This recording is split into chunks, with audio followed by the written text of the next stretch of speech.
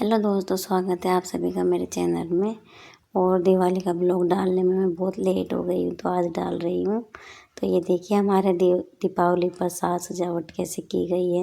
ये सभी हमारे बच्चों ने की है और हमारी मोनिका सुबह जल्दी उठ के तैयार हो गई थी। सुबह सुबह ही ये तो तैयार हो गई थी और फिर शाम को हमने लक्ष्मी जी की पूजा करने में तैयारी करने में लग गए और फिर पूजा पाठ करी। तो इतने पता लगा कि हमारा सिलेंडर ही बीत चुका है। तो फिर मैं तैयार हो गई थी। फिर उसके बाद इतनी टेंशन हुई यार, अभी तो अब कहीं गए भी नहीं और अब चूल्हे पे जाके खाना बनाना पड़ेगा। तो फिर मैं चूल्हे पे गई खाना बनाने के लिए। तो इन्होंने इतने जो भी और पूजा की थी वो सब कंप्लीट करी और फिर मैं चूल्हे पे चले गई थी खाना बनाने के लिए। तो फिर हमारे यहाँ जो भी मिलने जुलने वाले थे फिर वो आने लग गए। तो चूल्हे पे खाने बनाने की वजह से फिर मेरा तो उधर हालत ही ख़राब हो गई थी। तो फिर मैं तो नीचे आ गई थी।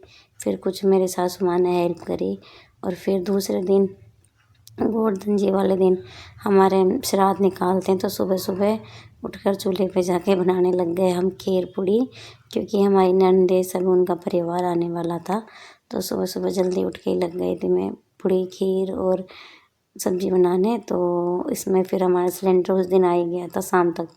तो इतने हमने चूल्हे पर खीर पूड़ी तैयार करी और फिर हमारी ननदे आए, उनका परिवार आया, सभी ने खाना खाया। और जो पूड़ी वगैरह नहीं खाते उनके लिए हमने फिर रोटी भी बनाई। और ये हमारे पतिदेव जो 3 दिन से घर पर है, बस फ़ोन ही फ़ोन देख रहे हैं। फिर मुझे टाइम मिला 12-1 बजे, फिर मैंने भी खाना खाया।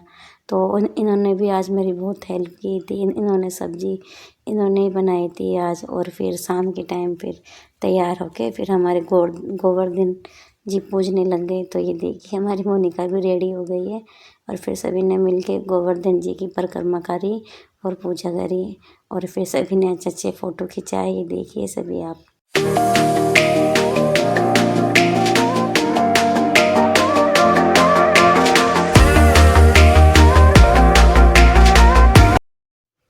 तो फिर भैया दूज वाले दिन सुबह जल्दी उठ के सभी काम फ्री करके फिर नहा धो के हमने भैया दूज की कहानी सुनी। फिर उसके बाद फिर मैंने आलू छोले की सब्ज़ी बनाई और चूल्हे पर बनाई गर्मा गर्म पूड़ी। और फिर मैं पहुंच गई हमारे घर। तो उस दिन मेरा बड़ा वाला भाई तो था नहीं और छोटा वाला भाई था। तो उसी के ही मैंने तिलक करा और ये सब मेरे भतीजा भतीजी और मेरी भाभी सब बैठे हुए हैं, सब खाना खाने लग गए। और फिर मैंने उनको खाना खिला के फिर उनका किया तिलक।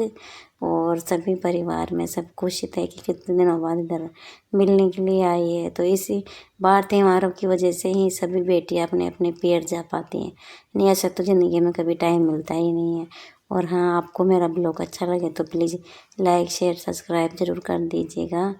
और इतनी मेहनत से बनाते हूँ तो प्लीज़ एक लाइक तो ज़रूर ही कर दीजिएगा। तो ये देखिए मेरा भाई भी कितना खुश हो रहा है।